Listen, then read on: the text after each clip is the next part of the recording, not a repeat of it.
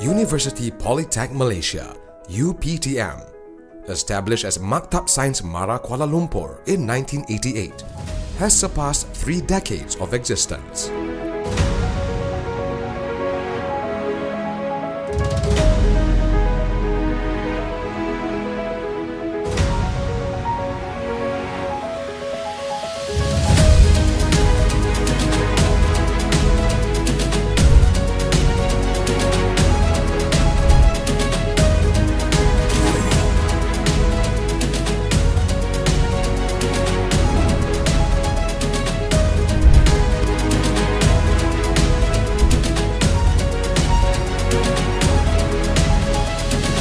Its historical trajectory evidences a succession of achievements in providing industry-aligned, accredited educational programs, concurrently prioritizing the development of human capital.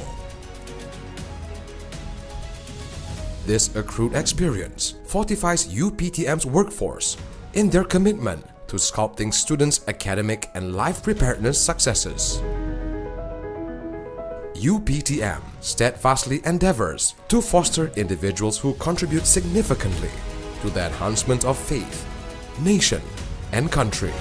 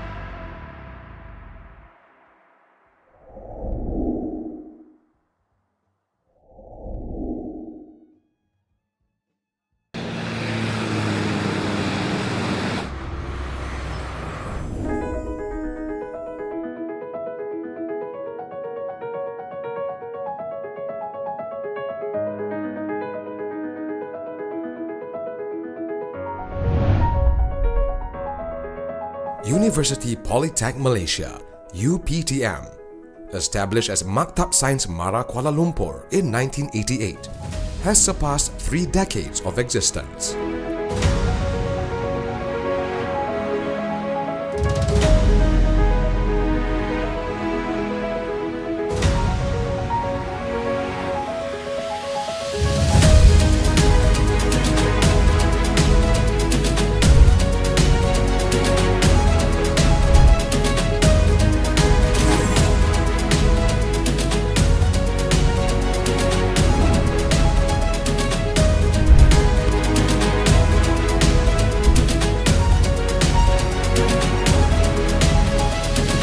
Its historical trajectory evidences a succession of achievements in providing industry-aligned, accredited educational programs, concurrently prioritizing the development of human capital.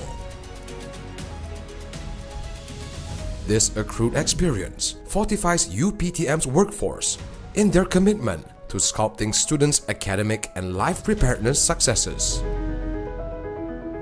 UPTM steadfastly endeavors to foster individuals who contribute significantly to the enhancement of faith, nation, and country.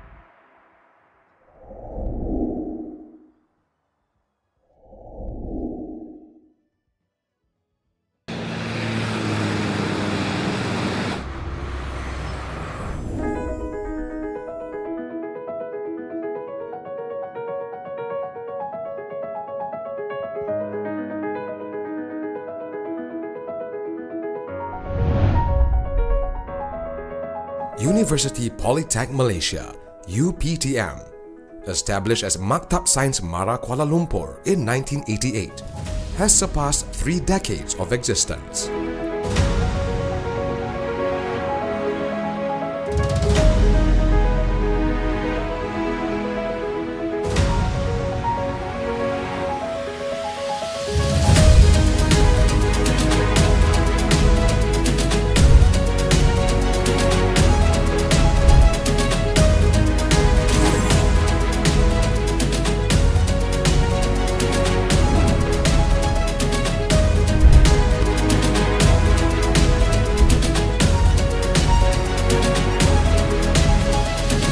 Its historical trajectory evidences a succession of achievements in providing industry-aligned, accredited educational programs, concurrently prioritizing the development of human capital. This accrued experience fortifies UPTM's workforce in their commitment to sculpting students' academic and life preparedness successes. UPTM steadfastly endeavors to foster individuals who contribute significantly to the enhancement of faith, nation, and country.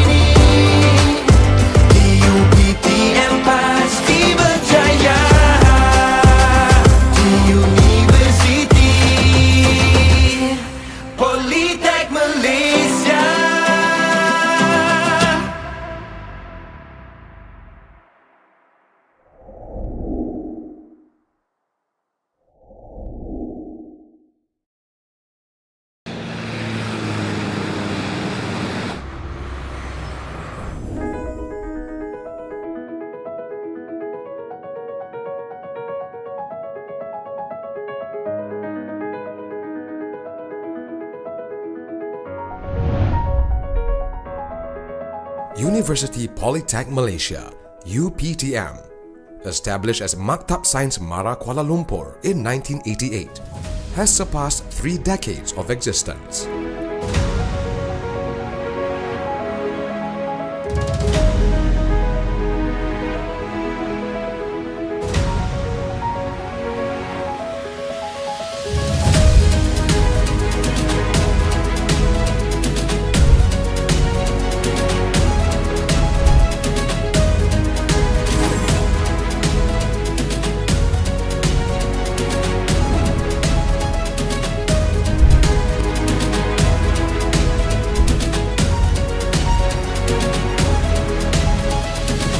Its historical trajectory evidences a succession of achievements in providing industry-aligned, accredited educational programs, concurrently prioritizing the development of human capital. This accrued experience fortifies UPTM's workforce in their commitment to sculpting students' academic and life preparedness successes. UPTM steadfastly endeavors to foster individuals who contribute significantly to the enhancement of faith, nation, and country.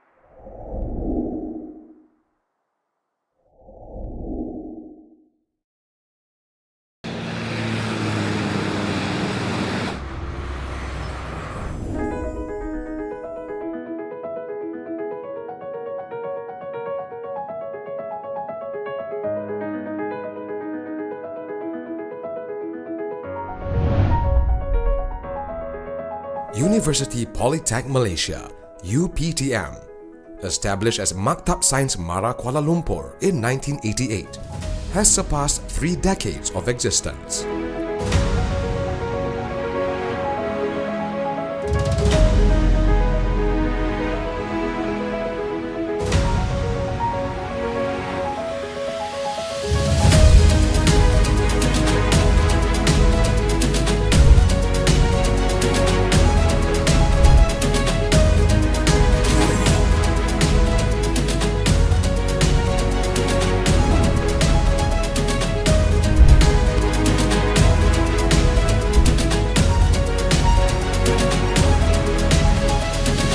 Its historical trajectory evidences a succession of achievements in providing industry-aligned, accredited educational programs, concurrently prioritizing the development of human capital.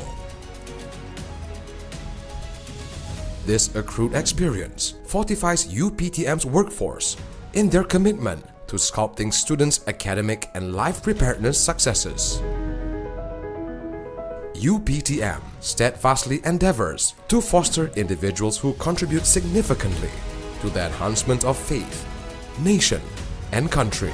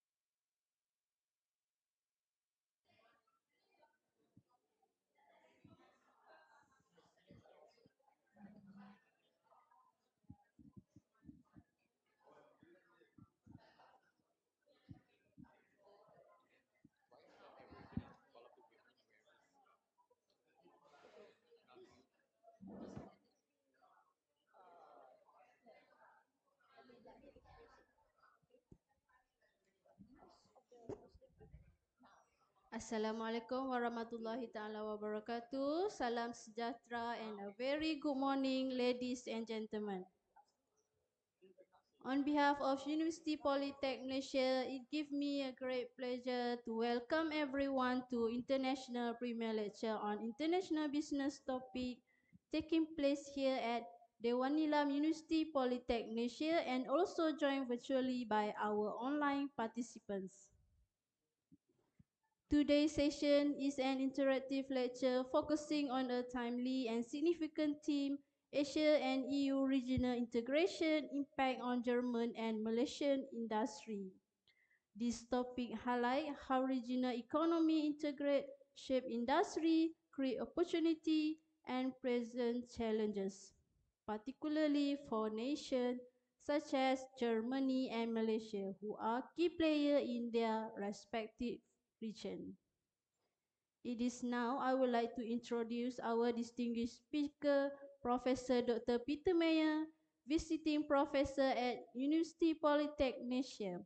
Professor Mayer is a renowned academic and international economist currently serving at Osnabrück University of Applied Science, Germany. He brings with him extensive expertise in global and regional economic, having contributed to the international research, academic collaboration, and policy discussion worldwide. Ladies and gentlemen, please join me in giving a warm welcome to our esteemed guest, Professor Dr. Peter Mayer, to deliver his lecture on Asia and AU regional integration impact on German and Malaysian industry. Please welcome Professor Dr. Peter Mayer.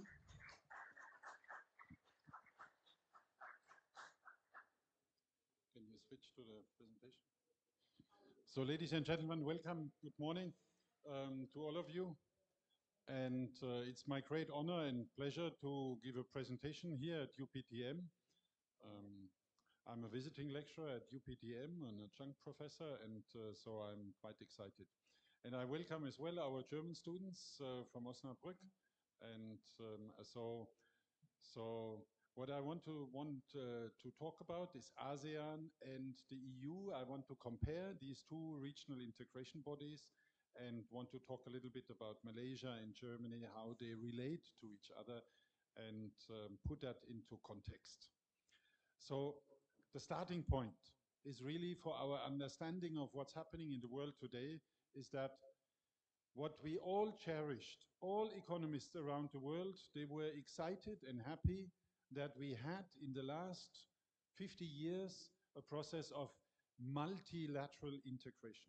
Multilateral integration. Multilateral integration comes from the Latin word, language, multi, many, and lateral sides. Multilateral, many sides. So multilateral trade liberalization was actually the liberalization within the WTO, the World Trade Organization. And because of many reasons, the World Trade Organization has lost in power and importance. Is it because of China? Is it because of Germany? Is it because of other reasons? There are many reasons for that, but the World Trade Organization lost in power and importance. And so now the question for all countries, for all regions around the world, what to do if you still believe in the benefits of international trade. I personally, as an economist, I deeply believe in the benefits of international trade. When you think back into history, 500 years ago, 800 years ago, even 300 years ago, we couldn't reap the benefits of international trade. So you traded with your neighbor maybe, but you couldn't take advantage of the economies of scale. You couldn't take advantage of comparative advantage. You couldn't take advantage of the absolute advantage. You couldn't have access to the resources you didn't have in your vicinity. So therefore, international trade, national trade, number one, but then number two, international trade is beneficial for all of us. And so we all felt, and that was the consensus for the last 75 years, international trade is good. And therefore we pushed for globalization. We pushed for opening up. We pushed for reduction of tariffs. And the organization to do so is the WTO. And then the United States felt unhappy about, dissatisfied about the work of the WTO. China played a role in that respect as well, because they sort of gamed the system, because WTO was made for the competition between private firms. And all of a sudden in China, you had so many public firms. And if you have a public firm with unlimited access to public money, then the competition is somehow unfair, people would say. So the WTO is at the moment in a crisis. So what to do? And therefore, there is a trend towards regional integration. And a second one, bilateral agreements. So, for example, we have the European Union. We have the European Union with how many members? 27 members. We had at one point we had even 28 members, but then the UK left, but still 27 other countries are ante portas, Latin word for they are in front of the door, they want to get in. So we might have maybe 30 countries soon. So the European Union is actually an example of regional integration in Europe. In addition to the European Union members, we have 3 countries which have a special relationship where they actually apply the same kind of rules, trade rules. That is Norway, Switzerland, Iceland. So we have quite a huge area with about 450 to 500 million people. Then the UK, they have a special relationship. So we have the European integration.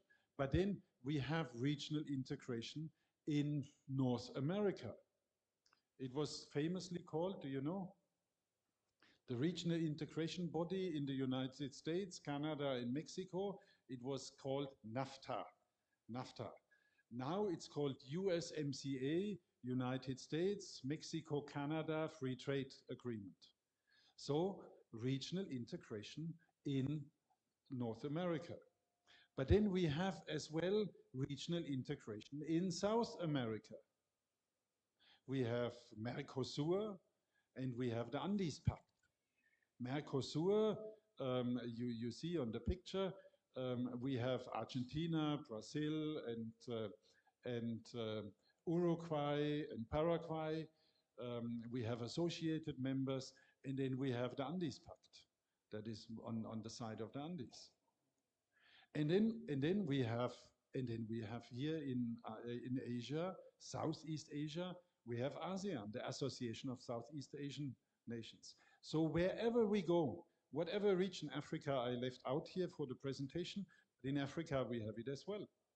That was actually my very first academic article about SADC, the region in the southern part, the southern tip of Africa. So regional integration. And so why regional integration? What is the benefit of regional integration? What do you think? What is the benefit of regional integration? Wait, let me think. There are many benefits to regional integration. Would someone like to make a comment?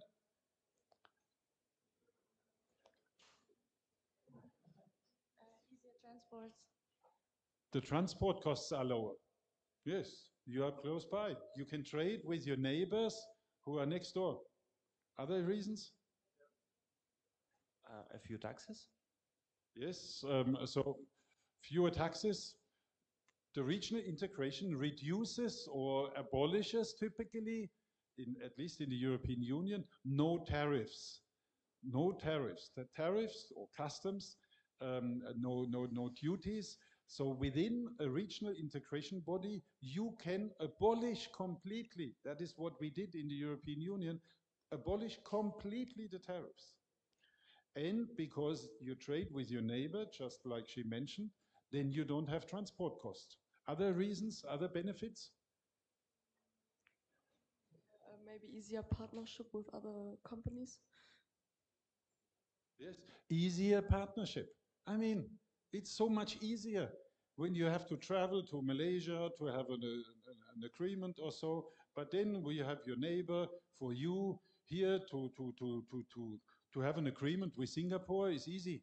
I mean, you drive even by car. Even by car, you drive. How many hours do you drive by car? 4 hours? From Kuala Lumpur to Singapore, you drive by car 4 hours. By plane, it's 1 hour.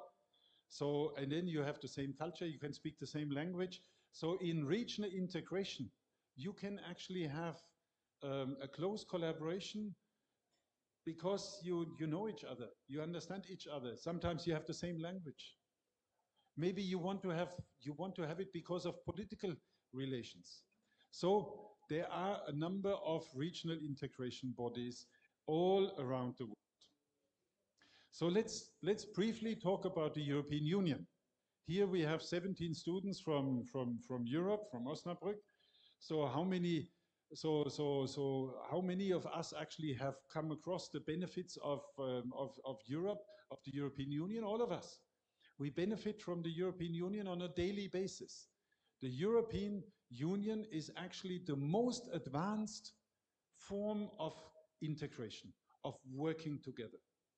The most advanced form of, of abolishing the tariffs, of working together in many areas of policy. So it represents the most advanced regional trade and investment bloc in the world today. And it started, it's always a wonder, for me it's a wonder, how we could, after the Second World War, after a short period of time, we could start with this kind of cooperation in 1951.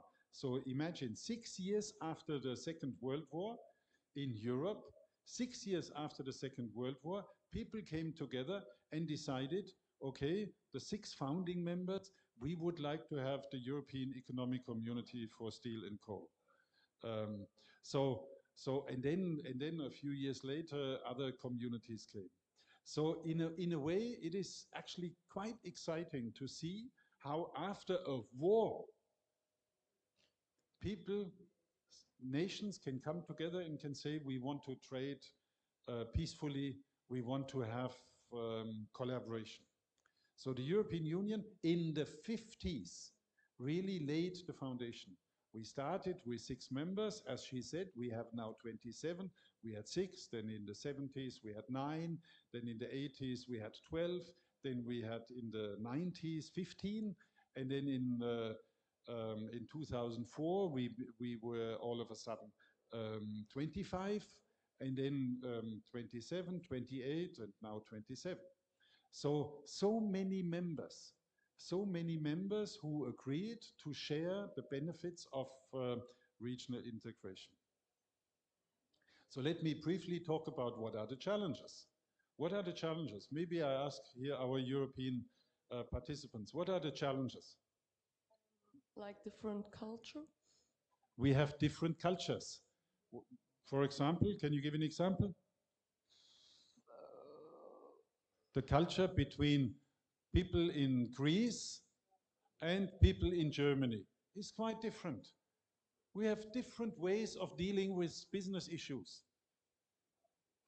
Is it sometimes, I don't know, is it the issue of punctuality? Is the work-life balance? Is it the way we look at leisure? Is it the way we look at discipline? I mean, we have different cultures. What else? Other reasons why it's sometimes quite challenging to work together.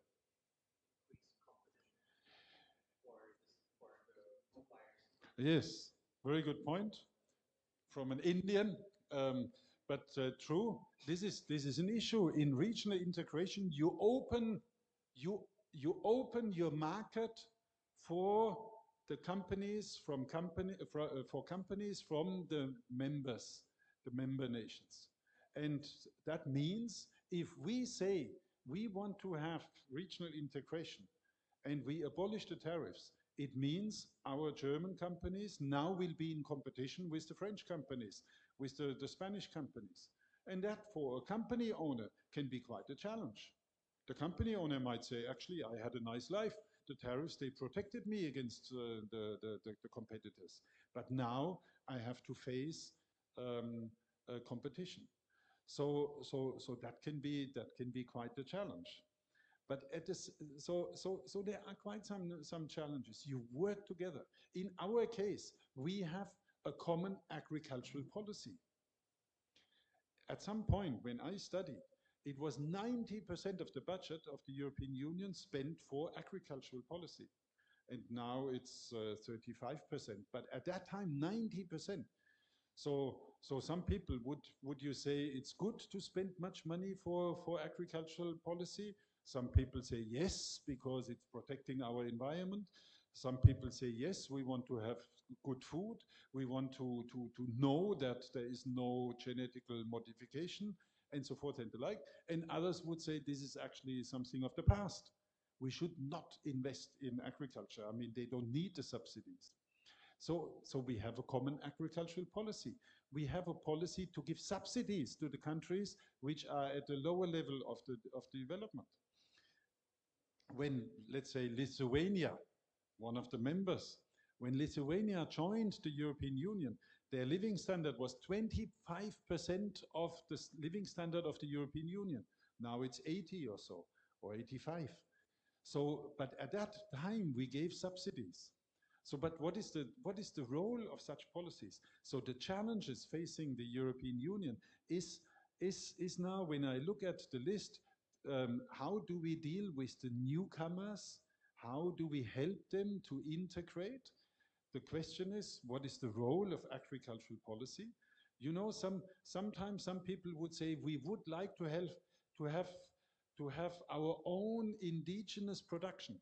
This is one of the issues here in Asia as well, that Japan says we want to have our own rice production. And other countries are saying we want to have our own rice production because it's so essential. And others are saying, actually, we don't have really an advantage in producing rice, or in Europe, wheat or maize or whatever.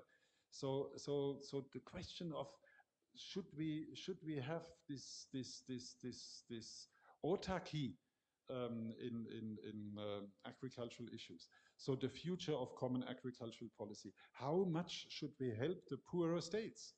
Is this our responsibility? Should we use German taxpayers' money to help countries in Cyprus? So should we develop a common competition policy? We did all that. These are all policies which you see here. These are all policies which have actually become part and parcel of the European Union. A common agricultural policy helping the poor countries, the poorer countries, to catch up. A competition policy making sure there is a level playing field. The countries are treated in the same way. We have a monetary union. It makes life easy. And at the same time, it makes it very challenging.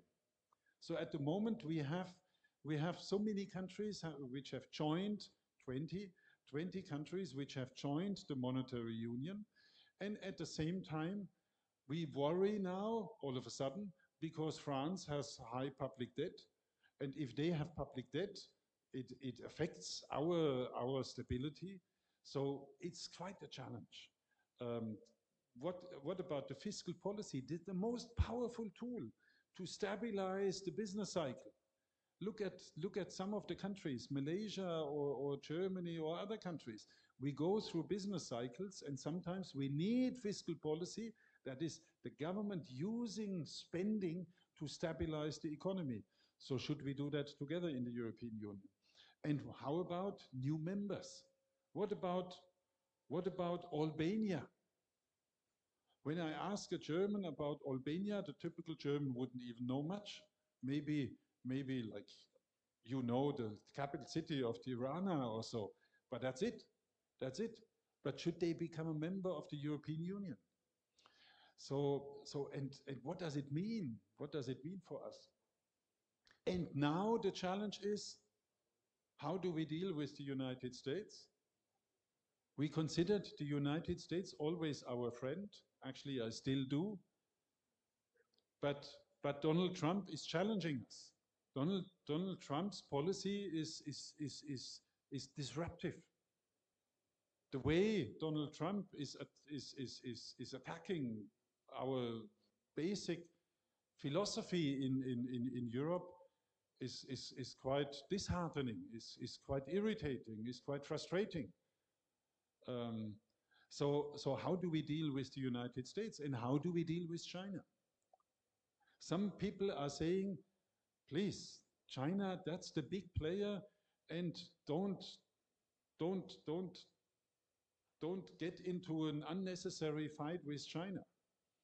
And at the same time, China knows how to play their game, its game as well. And so how to deal with China? How much closeness should we have to China? How much trade should we have with China? Germany has traditionally a very strong relationship with China. And now, because of political changes, all of a sudden that might be a problem. Anyhow, so challenges facing the European Union.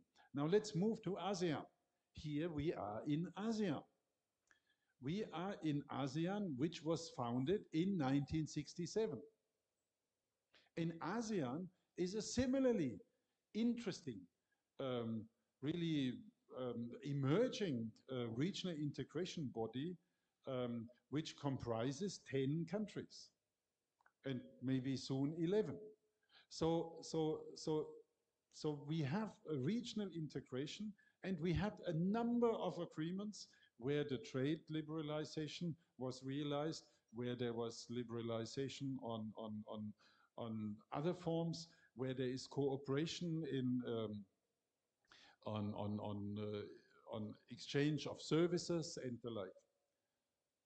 So ASEAN, I would say the USMCA and the European Union and ASEAN, they are the most powerful regional integration bodies. So what are the challenges? What are the challenges for ASEAN? It's a bit like in our case. I didn't mention it actually on the slide, but in Europe, we are having different political opinions. Hungary has different political opinions as compared to Germany and Spain. When it comes to dealing with Russia, what are the different positions? What are different positions? Would someone know? Some countries? You would know. You would know. Come on, you tell me. So some countries are saying we have to play it really tough. We have to Russia is the aggressor. And other countries are saying, actually, we made a lot of mistakes in the relationship with Russia, and some blame is on our side, so we should actually find a way to talk and negotiate. And then the question of what is the future of democracy? Some people are really frustrated in Europe about democracy, how it works. And others are still saying this is Europe. Europe is the place where you can rely on courts, where you rely on human rights. And others are saying this is going too far. So we have differences in the way how we should deal with our own problems and problems outside of the European Union. And the same applies here. So what do we do with Myanmar? In Myanmar, there is a civil war. And many people are actually killed on a daily basis in Myanmar. So how should you deal with that? Should you actively get involved or not? Or South China's Sea, the crisis about how to deal with the claim of China that some of the islands actually belong to China. So how should you deal with that? This is a big issue. So what way can you find? The second issue could be the limited economic integration. In Europe, we have deep integration. I encourage typically our students from Osnabrück to somehow learn the Dutch language, because in the northern part, there is so much trade with Netherlands, so much interaction. Or the Danish border or the Polish. If someone has a Polish background and works in Germany or studies in Germany and goes back, there is so much potential because we have deep regional integration. But here, the regional integration is less. So is that an advantage? Is that a disadvantage? And then no collective foreign policy towards China and the United States. It's a bit like in our case. So, but we have different views. We had different views on how to deal with Russia and still have it. And we have different views on how to deal with the United States. So some people in European Parliament are saying what the Commission, the President of the European Commission negotiated for, we should not accept. We should really play it tough. We should really have a tough position. And others are saying, this doesn't make sense. This is the world as it is. It's the world is governed by powerful nations, and the United States is playing their cards. They have this security guarantee for the European countries, and as long as we have that, and as long as they have the media, the big companies like Google and Amazon and Nvidia and Microsoft, we have to accept their power. And now AI, this is all in the United States. So we can't really risk a conflict. But the same applies for you here in ASEAN. So how to deal with the United States and how to deal with China. And then finally, sustainability. This is one of the driving issues in our European context. We believe when you ask in a survey European citizens, are they concerned about climate change? You find an extremely high number of people who are convinced that if we are not changing our habits, we will ruin the world. Extremely high figures. When you go to Africa, it plays a different role because, I mean, in terms of sustainability, they are lower. And the same applies for Latin America. So, but for us in Europe, sustainability is a big issue. But so how can you actually ensure sustainable management here in ASEAN? What does it mean for the development of the industry? What does it mean for the energy consumption or the energy production? When you come to Germany nowadays, you see on the roofs so many people having solar panels. Actually, I didn't see many here in Kuala Lumpur. So what does it mean for the development? Electric cars, but changing of behavior, the use of plastic. You know, in Europe, we are so much concerned actually about plastic waste. Plastic waste. We it's now forbidden to have plastic straw. How do you straws? So now when you drink Coke or whatever drink or so, no straws are allowed anymore made out of plastic. And then you come to countries, actually, I admit this morning I had some plastic fork and spoon. So what does it mean if we are continuing our behavior? So at the same time, maybe it's easier when you are rich to pay attention to sustainability as compared to people who are at a lower level of economic development. So how can I expect from a poor person to really pay a lot of attention to sustainability?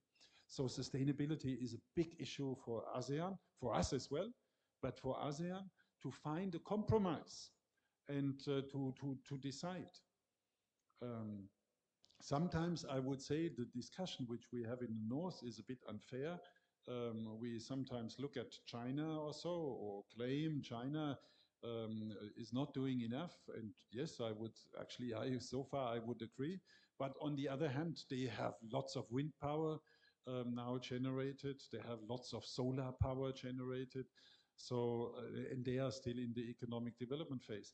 And their per capita carbon footprint, or the carbon footprint per person in China, is lower than the United States. So actually the burden should be on us. Anyhow, so challenges facing ASEAN. So there are two, finally, I would like to move to two forms of inter-regional collaboration, which is APEC and ASEAN. APEC is the Asia Pacific Economic Cooperation. And it's a big thing. It's meeting the countries, or it's a regular meeting forum for countries at the Pacific Rim. So it includes the people on the other side of the Pacific and the countries here. And the regular meetings, they provide for interaction and fora. And it's good. In nowadays world and earlier times, we need to talk with each other. We need to reflect on what are the challenges. Sure, when you look at, and I did so, Actually, I did some work on ASEM some years ago. So when you look at the resolutions of the meetings, sometimes they look so standardized and so diplomatic and the like. But at the end of the day, we need to meet. We need to talk. Just like us now, the students from Malaysia and the students from Germany. It's beneficial to learn about your behavior and our behavior, your worries and our worries. It makes a lot of sense to reflect on what is the industry's demands here and demands there, and what is the potential. So APEC. And then we have ASEM. ASEM was founded in a similar sort of impetus, with a similar impetus to say we want to have this regular meeting between Asia and Europe. They should meet, they should discuss, they should reflect. The ASEM secretariat was in Singapore, I think, and the ASEM. Yes, yes. So ASEM provides a similar forum. So ladies and gentlemen, finally, I would like to move to a quick comparison of Malaysia and Europe in terms of exports. Exports. So what we learned so far is European Union is the framework in which Germany is embedded. So we are a key member of the European Union. And therefore, we have no tariffs between the European Union members and Germany. Here, Malaysia is a key member of ASEAN. So one way of looking at what is actually what are the challenges is maybe which export markets really matter for your countries. And so here in Malaysia,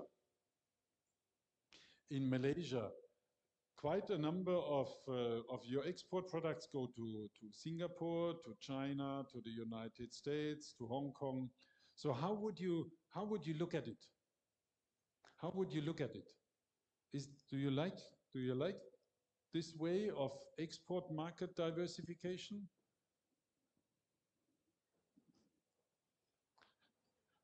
I like it. I like it. I think it's actually quite balanced. You know, traditionally, many countries in the global south, they have a very one-sided, very tilted export base. They export to one country, or to two, not one, but the majority of the trade goes to one country, or to two. So here you have Singapore, you have China, but then you have United States, you have India, you have Australia. In a way, I like actually the diversification of your export structure. And the diversification of the export structure is helpful because it makes you resilient. This is a catchword at the moment in the European context. We talk about resilience all the time. Who should be resilient? You, for example, should be resilient. This is one issue nowadays. We want to have resilient people. We want to have people who have a character which makes them resilient to stand when the wind is blowing, to be strong when there is a disruption. So we talk about resilience of people. We talk about resilient cities, maybe in terms of funding of cities.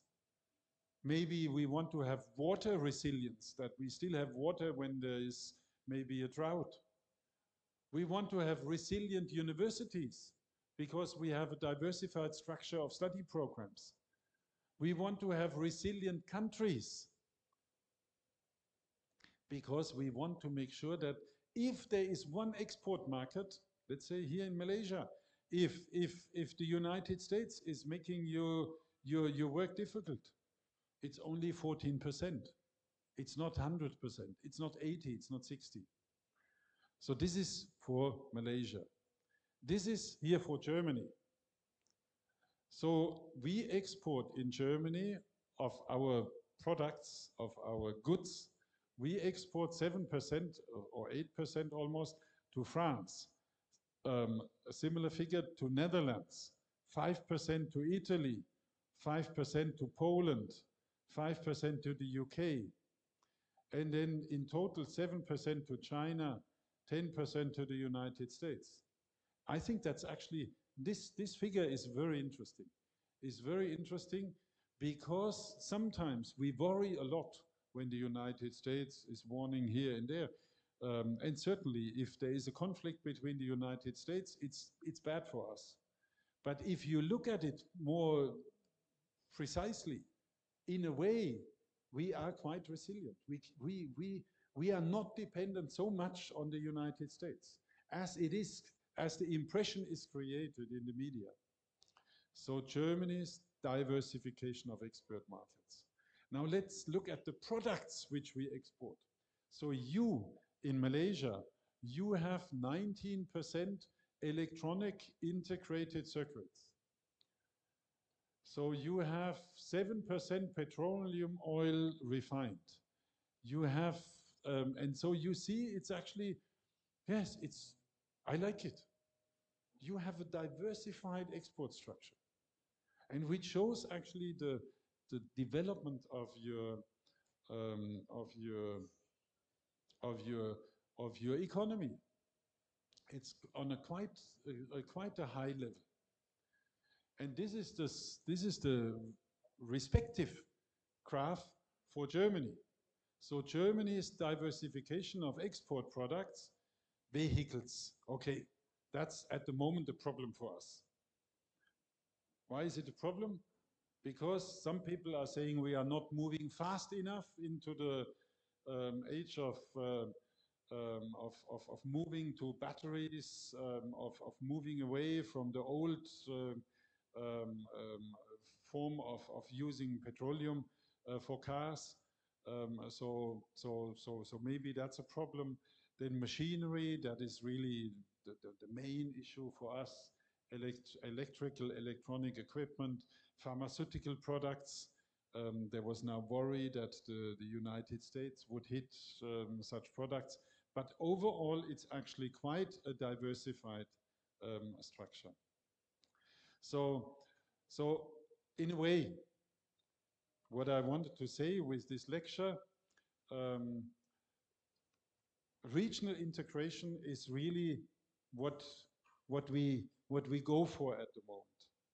Beyond the regional integration, we go for bilateral agreements.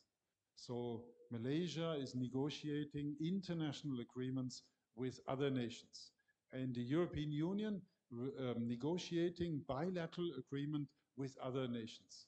At the moment, for example, we are discussing one with Indonesia, we are discussing one with Mercosur and the like. So regional integration is really something we should invest our time in.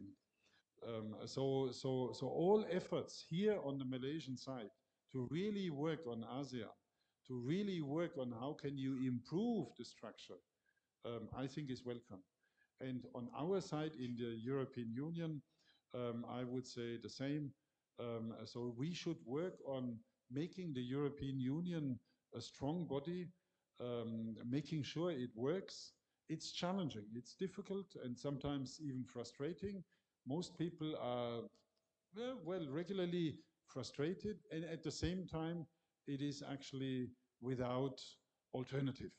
So you have your neighbors, and we have our neighbors. So Europe, Germany will always have France as the neighbor, and Italy as a southern partner. So we have to find ways to deal with these countries in a friendly manner.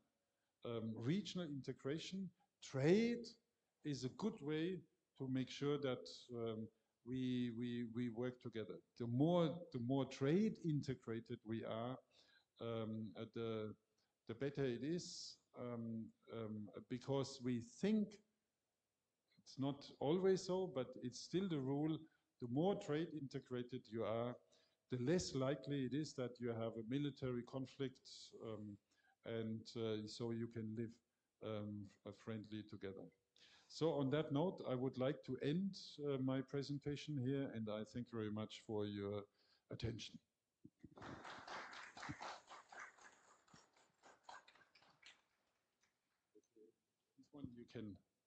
This one you can end then, and we move to a second step. Yeah, so cameraman.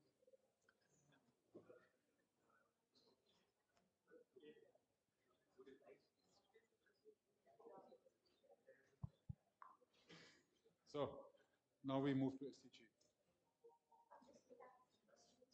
Yes. So, no. Yes. I was very interested in your listing of the challenges for ASEAN, because one of the things that we are often debating about is about the development in the sea and the ocean, because we are so much surrounded by the South China Sea, by the Straits of Malacca, and development is so concentrated on land that on many occasions what is going on with regards to the sea. So I do not know, they call it blue economy and so on.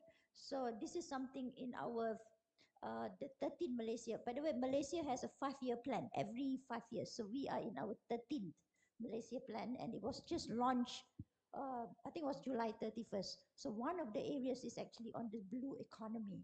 So I'm just wondering whether even with European Union, do you have something like that, do you have like already policy with regards to the sea? Okay, it means looking into the development of different areas, for example, ecotourism of the sea, the oil and the yeah the oil and gas exploration, because that is another big one. And then another one which is a bit problematic for us also is the inflow migration because of the porousness of the sea and the islands. So that is with regards to security. Inflow and outflow of people, migration, and sometimes this brings up the issue of statelessness. So those are the three things that comes under the blue ocean, not blue ocean, blue economy that we are looking at. Yes, that's an interesting issue. So blue economy is not really a big thing. No, it's not. I would say it's not. I think the majority view is, as far as the exploitation of the ocean is concerned, we overdid it. There's overfishing. So there is much worry about big ships coming, actually, I think from China, coming to the Atlantic Ocean to fish and reduce the capacity for the fish population. So there is much worry about that. Now the seabed, they find in 5,000 meter deep ocean seabed, they find mangan. I don't know, mangan, is that the English word of pronouncing it? And some people want to harvest 5,000 meter deep. They want to harvest then such raw material. And the majority view in the European Union is we shouldn't do that. This is not, I mean, this is just not doing good with our planet. And ecotourism is not a big issue. One of the issues is maybe should we use the sea for wind energy production? And I like it. I personally like it, and I was surprised when Donald Trump all of a sudden came and said he dislikes that, and he wants to have sanctions. And yesterday or the day before, I was reading that he even sued is it in Ireland or in the UK, against one of the companies because Donald Trump owns a golf course in is it UK or Ireland? And when you stand on the golf course, you see these sea-based wind energy plants, and he doesn't like it. But I think this is much better to have the wind energy generation on the sea than on the land. But some people are discussing that controversially. So this is not, I would say it's not a big issue. What is frequently emphasized is that we have a problem of plastic waste in the ocean. But the plastic waste in the ocean is actually your problem. It's yes, it's your problem. But when it's your problem, it's your. I give you the mic so you can respond. So it's your problem because it's here in the Pacific Ocean. It's here in the Pacific Ocean. Now, when I learn, you know, the Germans, I think the Europeans, they are very diligent in collecting waste. A typical German would, after, for example, me, after, after having lunch, this paper I would put into the specific garbage box for paper. And within there is plastic, so the plastic would go into a specific a box for plastic. Then we have the can for bio waste. Then we have it for, and so forth and like. So we collect, and we are you following such principles? Yes, every German does. Every German does. The paper, the glass, the bio, and so forth and the like. Now you feel good about it. We feel good about it. Now we learn that much of the plastic waste is actually exported to Southeast Asia. The waste, our waste, is exported to Southeast Asia, to Indonesia, even Malaysia. So, and such plastic waste, once in a while, waste, sometimes find its way into the ocean. So therefore, it's actually your problem, but it originates, this one originates from us. But part of the problem is that some cities at the coastline, they just let their waste get into the sea and so forth and the like. So this plastic waste, these swimming islands of plastic, this is a problem which is actually quite virulent here in your country. So would you like to respond to my claim it's your problem? It's our problem. It's our collective problem. The earth is our collective problem. So we have challenges. But blue economy as such, I would say, is not an issue. Yes. Any further question, comment? Yes? No? Any further comment, question? So, yes? Good. And how do you think why Malaysia have not a lot of partner in Arabic world? It's yet too easy for religion. But Malaysia, actually, you have quite a number of political and economic relations to Arab countries because of your religious orientation, and so this is certainly in terms of regional trade and of intellectual exchange. That is certainly something. I don't know. Do many people from Malaysia study in Arab countries? Yes, yes. So you would not have that in Europe. Arab countries, I mean, it's actually interesting. I worked with a university in Doha, and I was quite surprised how they actually want to attract scholars from abroad and want to become powerful. But in the German context or the European context, this academic cooperation is weak. But politically, I mean, there is no alternative. We have to work with Arab countries. So the Gulf Cooperation Council is their regional cooperation body, and so we need to collaborate and find ways to exchange. But here it's certainly more important. You want to? In fact, when we had the ASEAN meeting recently in May, that was the first time when the Gulf Cooperation actually came. The government, our government hosted the Gulf Cooperation here. So that was a big, well, it was a breakthrough event for program for us in ASEAN. Okay, but yes, traditionally, with regards to the seafaring activities, the travels in the, say, in the 1500, 1400, before that even, it was really the Arabs coming in, and also from India, and then we have the Chinese going through. So the trading part has been going on for a very, very, very long time. So we have a lot of here ancestors actually from the Arab region. Okay, it could be Yemen, it could be Oman, it could be some Saudi Arabian, but not many. Okay, but it's more the tip of it that is coming. So historically, we are tied that way. And in many ways also, there are quite a number of our students who would go and study in Egypt, Al-Azhar, and so on.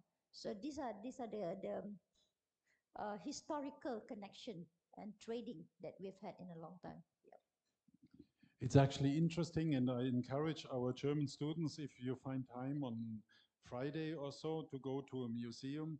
It's interesting to learn about the history of countries. I mean, it's always interesting when you travel to go to a museum and learn about that.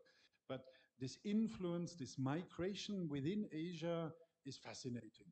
I mean, even in India, you go, there were times when Arab leaders came and occupied India.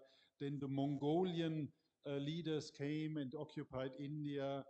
And here the Chinese, I went to a museum in Melaka, so they described how a Chinese fleet of, of one of the leaders came and